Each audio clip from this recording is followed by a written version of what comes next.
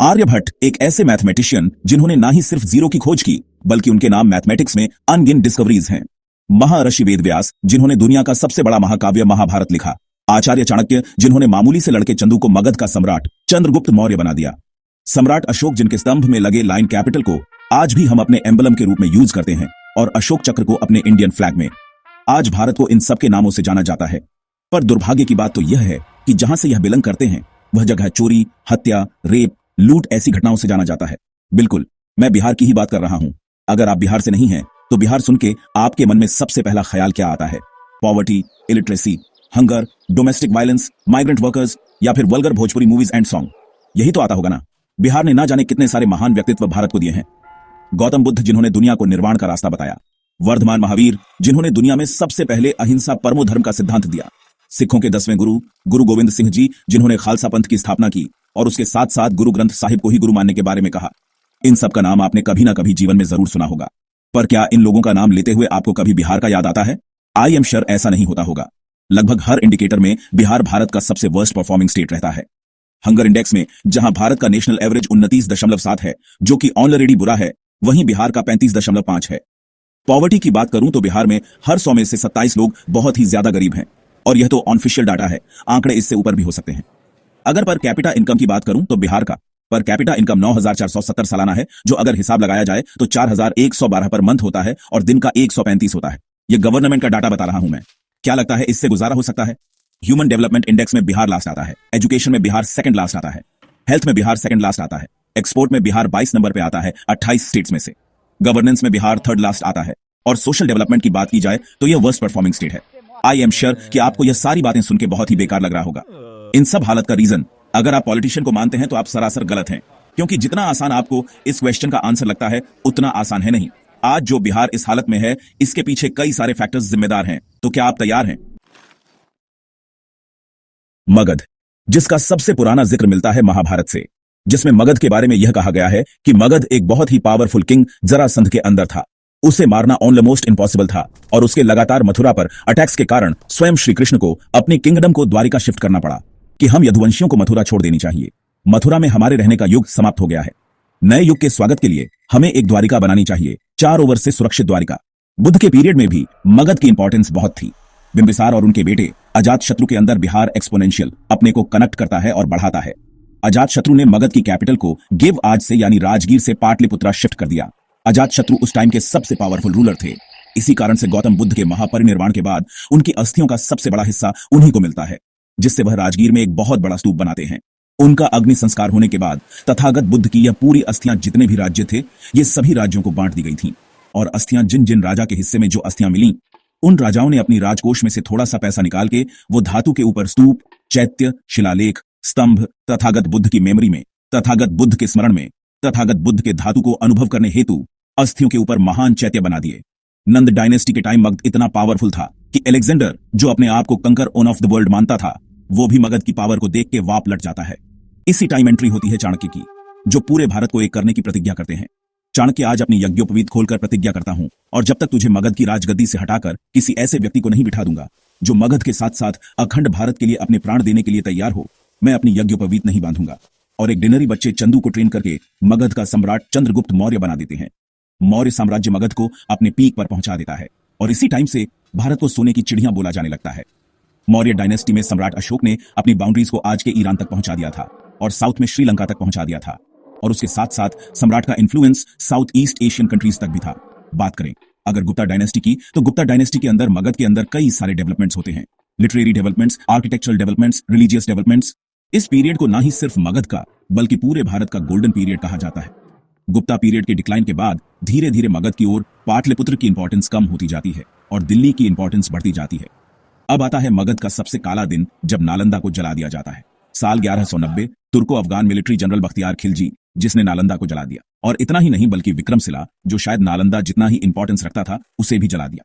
यह आदमी एजुकेशन का सबसे बड़ा दुश्मन था, और आईनी की बात तो यह है कि इसके नाम पर आज भी एक सिटी है जो महज 27 किलोमीटर दूर है नालंदा से, और इसका नाम आज तक बदला नहीं गया।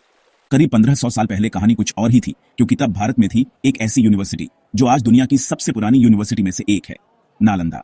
इस यूनिवर्सिटी में ज्ञान का भंडार था, हर सब्जेक्ट का भरपूर ज्ञान देने के लिए बनाई गई थी। नालंदा, जिसमें लाख 2 लाख नहीं 90 लाख से भी ज्यादा बुक्स और मनुस्क्रिप्ट थी। आखिरकार 12वीं शताब्दी में एक हमले में बख्तियार खिलजी ने नालंदा को जला दिया और माना जाता है कि इसकी लाइब्रेरी 9 महीने तक जलती रही और ज्ञान का जो भंडार संभाल रखा गया था वह सब राख में बदल गया। सेकंड मुगल एम्परर हुमायूं के टाइम पर एक नए एम्परर का जन्म होता है बिहार में, शेरशाह सूरी, जिसने मुगल को हराकर सुअर डायनेस्टी की शुरुआत की।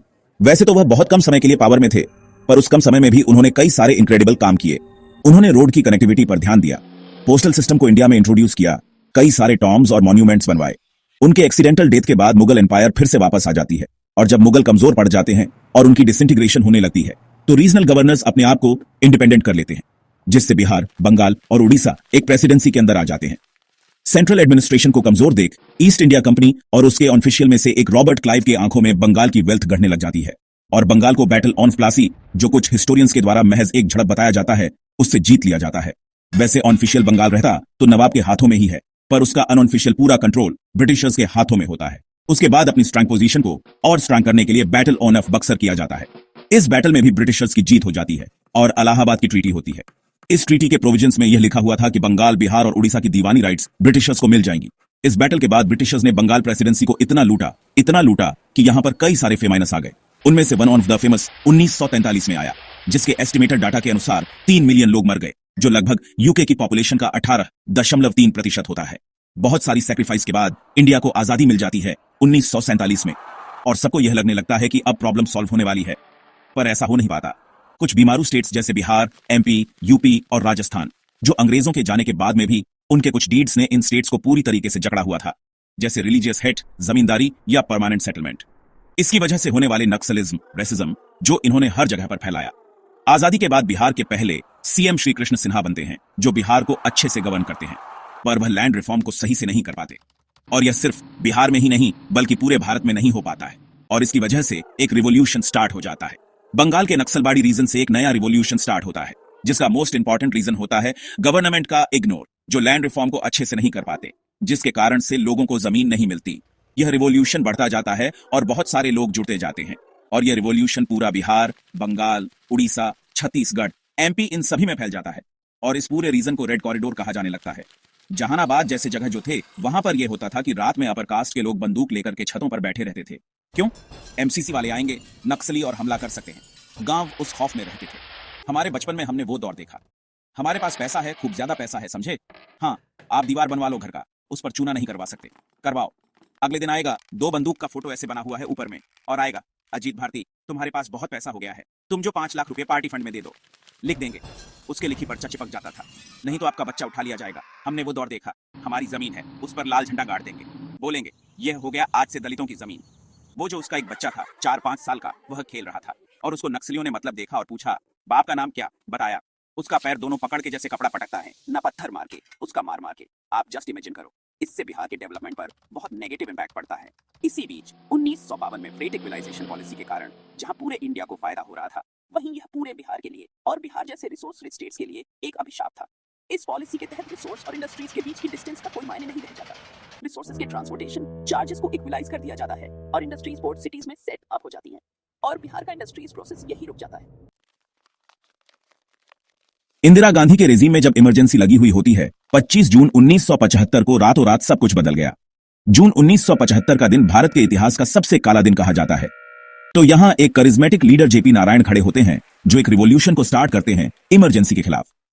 यह रिवॉल्यूशन काफी लोगों को जोड़ता है और प्रेशर बनाता है, जिससे इमरजेंसी भी रुक जाती है और इलेक्शंस अनाउंस हो जाते हैं। लोकनायक जयप्रकाश नारायण ने इसे सबसे काले घंटों की संज्ञा दी। इस घोषणा के तुरंत बाद रातों रात कई नेता हिरासत में ले लिए गए।